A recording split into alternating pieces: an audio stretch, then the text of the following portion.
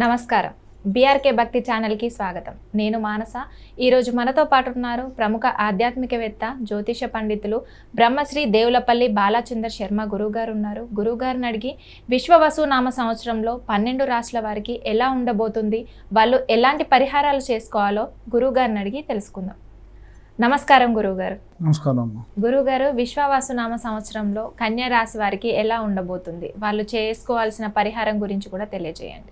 శ్రీమాత్రే నమః. శ్రీ గురుభ్యో నమః. విశ్వవసు నామ సంవత్సరంలో కన్యారాశి వారికి ఎలా ఉండబోతుందనే విషయాన్ని ఇప్పుడు తెలుసుకుందాం. కన్యారాశి వారికి సంబంధించి ఆదాయం 14, వ్యయం 2, రాజ్యపూజ్యం 6, అవమానం 6. అన్ని రంగాల్లో విజయం సాధించేటువంటి అవకాశం ఈ సంవత్సరంలో అధికంగా ఉంది. ఉద్యోగస్తులకు ప్రమోషన్లు ఖచ్చితంగా కలిసి వస్తాయి. అంటే ప్రమోషన్ రావడం వేరు, ప్రమోషన్ రావడంతో పాటు కలిసి రావడం వేరు. వివాహం కాని యువతులకు వివాహం కాని యువకులందరికీ కూడా వివాహం శీఘ్రమయ్యే అవకాశం ఉంది. ఖచ్చితంగా గుర్తుంచుకోవాల్సింది ఏంటంటే, వివాహం సంబంధించిన ముహూర్తాల కంటే 2 నెలల ముందు గట్టిగా ట్రై చేస్తే ఖచ్చితంగా వివాహం జరుగుతుంది. గురుబలం బాగా ఉంది ఈ సంవత్సరం. ఇప్పుడు కాకపోతే ఈ రాశి వారికి అంటే వయస్సు 24 నుండి 28 మధ్యలో ఉన్న వారికి అయితే 30 సంవత్సరాలు వచ్చేంత వరకు కాదు. జాగ్రత్తగా ఉండండి. కన్యారాశి వారికి సంబంధించి బుధుడు అధిపతిగా ఉన్న కారణం వలన బుధుడు, శుక్రుడు, శని వారములు వీరికి బాగా కలిసి వస్తాయి. ఇదిలా ఉండగా ఈ రాశి వారికి శనిగ్రహం 6వ స్థానంలో 6వ స్థానం నుండి 7వ స్థానానికి ప్రయాణం చేసిన సందర్భంలో కన్యారాశి వారికి సంబంధించి పోటీ రంగాల్లో మెరుగ్గా రాణిస్తారు. అలాగే పెండింగ్ పనులు పూర్తవుతాయి, బద్ధకం బాగా వదులుతుంది. అలాగే వ్యక్తిగత జీవితానికి సంబంధించి మెరుగైనటువంటి పరిస్థితులు అధికంగా ఉన్నాయి. గురువు 9వ స్థానంలో సంచరించడం వలన అనేక రంగాల్లో అవకాశాలు అందిపుచ్చుకుంటారు. కొంచెం ఛాన్స్ వస్తే సర్కిల్ పెంచుకోవడం, అవకాశాన్ని పెంచుకునే విధంగా వెళ్తారు. కొత్త బంధాలు సైతం ఏర్పడతాయి. అనేక రంగాల్లో ప్రశంసలు లభిస్తాయి. మార్చి నుంచి అంటే షష్టగ్రహ కూటం అయిపోయిన తర్వాతకి జూలై ప్రాంతం వరకు చూసుకున్నట్టయితే కాస్త గడ్డుకాలం ఉన్నప్పటికీ తర్వాతి కాలం అంతా కూడా ఆచరణాత్మకమైనటువంటి పనులు చేస్తారు. అంటే గన్ షాట్గా ఇక పని అవ్వాల్సిందే, అలాంటి పనులు చేయడం వీరు చూస్తూ ఉంటారు. ఉద్యోగస్తులకు సంబంధించి ఈ రాశి వారికి గురువు 9, 10 స్థానంలో సంచరించడం చేయడం వలన, అలాగే కన్యారాశి వారికి కెరీర్ పరంగా విజయం సాధించే అవకాశం ఉంది. వీరు కొత్త బలమైనటువంటి సంబంధాలు ఏర్పాటు చేసుకుంటారు. వీరు చేసే పనులన్నింటిలో కూడా విజయం సాధిస్తారు. మే తరువాతి కాలంలో ప్రమోషన్లు ఖచ్చితంగా పొందే అవకాశం ఉంది.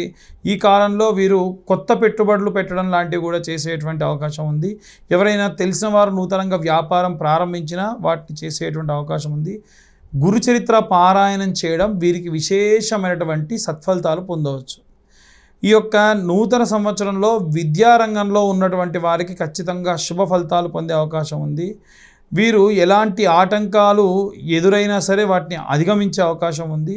గురు ప్రభావంతో సంవత్సర ప్రారంభం నుండి చూసుకున్నట్టయితే మే తర్వాతి కాలం వరకు కూడా మార్గం సుగమం అవుతుంది. ఆ తర్వాతకి విద్యార్థులు కష్టానికి తగిన ఫలితం సాధిస్తారు. ఈ కాలంలో ఉన్నత విద్య అభ్యసించడం, విద్యార్థులకు పరిస్థితులకు సంబంధించి మెరుగైనటువంటి పరిస్థితులు మనం ఎక్కువగా చూసేటువంటి అవకాశం ఉంది. ఆ తర్వాతకి కుల వృత్తులు, చేతి వృత్తులు చేసేటువంటి వారికి సంబంధించిన విషయానికి వస్తే ఈ నూతన సంవత్సరంలో చాలా బిజీగా ఉంటారు. అలాగే ఈ బిజీగా ఉన్న కారణం వల్ల కుటుంబ సభ్యులతో ఏవైనా ఇబ్బంది కలిగే అవకాశం కూడా ఉంది. అలాగే ఏవైనా సరే కుటుంబానికి సంబంధించి పేరు కానీ లేదా కుటుంబానికి సంబంధించి సమయం కానీ కేటాయించలేని పరిస్థితి కనిపిస్తూ ఉంది. అలాగే చాలా శాంతి వాతావరణంలో కుటుంబంలో ఉంటుంది. అంటే మీరు వారిని పట్టించుకోకుండా వారు ఫోన్లు చేయడం, మనం ఫోన్లు చేసి ఇంట్లో వాళ్ళు ఫోన్ చేసినా వాళ్ళు బాగా చికాకు పడడం, ఇలాంటివి జరిగే అవకాశం ఉంది. కొన్ని సమస్యలు ఎదురవుతాయి. సహజంగానే వీరు సమస్యలు వస్తే చాలా జాగ్రత్తగా డీల్ చేయడం జరుగుతుంది. గౌరవం పెరుగుతుంది. శని 7వ స్థానంలో సంచరించడం వలన కొన్ని సమస్యలు తీవ్రంగా పెరిగినప్పటికీ, అలాగే రాహు 6వ స్థానంలో సంచరించడం వలన ఈ సమయంలో కొన్ని సమస్యలకు సంబంధించి ఉపశమనం కూడా పొందుతారు. అలాగే గురువు 5వ స్థానంలో ఉన్న సమయంలో కొత్తగా పెళ్ళైన వారికి శుభవార్తలు వింటారు. అంటే ప్రమోషన్తో పాటు ట్రాన్స్ఫర్ అయిన వాళ్ళు కొంతమంది ఉంటారు. గతంలో ట్రాన్స్ఫర్ అయిపోయి భార్యాభర్తలు ఎక్కడెక్కడో ఉన్న వాళ్ళు ఉంటారు. వీరికి మళ్ళీ తిరిగి ఇద్దరు ఒకే చోట ఉండేటువంటి పరిస్థితులు అధికంగా గోచరిస్తున్నాయి. ఆరోగ్యపరంగా వృద్ధులకు దీర్ఘకాలికమైనటువంటి వ్యాధులు వచ్చే అవకాశం ఉంది. అలాగే నూతన సంవత్సరంలో ఈ యొక్క కన్యారాశి వారికి సంబంధించి ఆరోగ్యపరంగా చాలా జాగ్రత్తగా ఉండాలి, చాలా శ్రద్ధ చూపించాలి. శని 6వ స్థానంలో సంచారం చేయడం వలన సమస్యలు తీవ్రమయ్యే అవకాశం ఉంది. పిల్లలు కాస్త దగ్గరుండి చూసుకోవడం మంచిది. శారీరకమైనటువంటి బాధ అంటే అంతకుముందు ఆరోగ్యం ఎంత బాగా లేకున్నా వారి పనులు వారు చేసుకునేవారు కూడా ఈసారి చేసుకోలేకపోవడం, దానికి సంబంధించి బాగా బాధపడడం, రాహుకేతు గ్రహ ప్రభావం వలన మానసికమైనటువంటి ప్రశాంతత లేకపోవడం ఇలాంటివి అధికంగా ఉంటాయి. మే తర్వాతి ప్రాంతంలో అక్టోబర్ సమయంలో ఈ రాహువు 6వ స్థానంలో ప్రవేశించడం వలన వీరి ఆరోగ్య సమస్యలన్నీ కూడా ఎదుర్కొని చాలా దృఢంగా ఉండే అవకాశం ఉంది. అసలు ఒకప్పుడు మొన్న 4 నెలల క్రితం చూసిన వాళ్ళైనా వీళ్ళు అని ఆశ్చర్యపోయే వాళ్ళు ఉంటారు. వీరంతా వీరే వాకింగ్కి వెళ్ళడం, మళ్ళీ తిరిగి రిట్రేట్ అయ్యేటువంటి అవకాశం కూడా కనిపిస్తూ ఉంది. ఈ యొక్క వ్యాపారస్తులు కానీ అలాగే ఈ సినీ రాజకీయ రంగాల్లో ఉండేటువంటి వారు కానీ ఈ సంవత్సరంలో చండీ హోమం చేయించుకోవడం మంచిది. ఇంట్లో ఉన్న గృహిణులైతే అభిరామి స్తోత్రం అని ఉంటుంది, అది ఎంత చదివితే అంత మంచిది. ఇక ఇవన్నీ కూడా గోచార రీత్యా చెప్పేటువంటి విషయములు మాత్రమే. పూర్తిగా జాతకం విశ్లేషణగా కావాలి అని అంటే కింద ఉన్న నెంబర్కి మీ పేరు, date of birth, time, place పంపిస్తే డీటెయిల్డ్గా జాతకం వారి గురించి తెలుసుకోవచ్చు. చాలామంది ఏంటంటే నా పేరుతో జాతకం చెప్పండి అంటారు. అవును, ఒక పేరు ఉన్న వాళ్ళందరూ ఒకేలా ఉండరు కదమ్మా.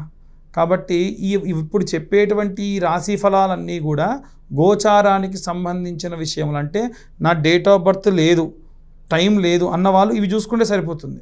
అనవసరంగా జాతకం వారి గురించి చూసేటువంటిది ఏమీ లేదు. అలా జాతకానికి సంబంధించినటువంటి విషయాలు పూర్తిగా కావాలంటే ఇవన్నీ ఉంటే ఈ 2025 సంవత్సరంలో కేవలం 2025 రూపాయలు ఛార్జ్ చేయడం జరుగుతుంది. వారికి పూర్తి విశ్లేషణతో జాతకం వారికి 1.5 hours మాట్లాడడం కూడా జరుగుతుంది.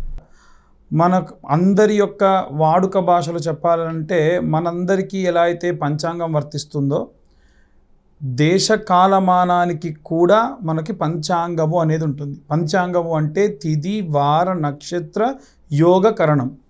కాబట్టి ఒక్కొక్క ప్రాంతానికి ఒక్కొక్క విధమైనటువంటి వాతావరణం ఉంటుంది.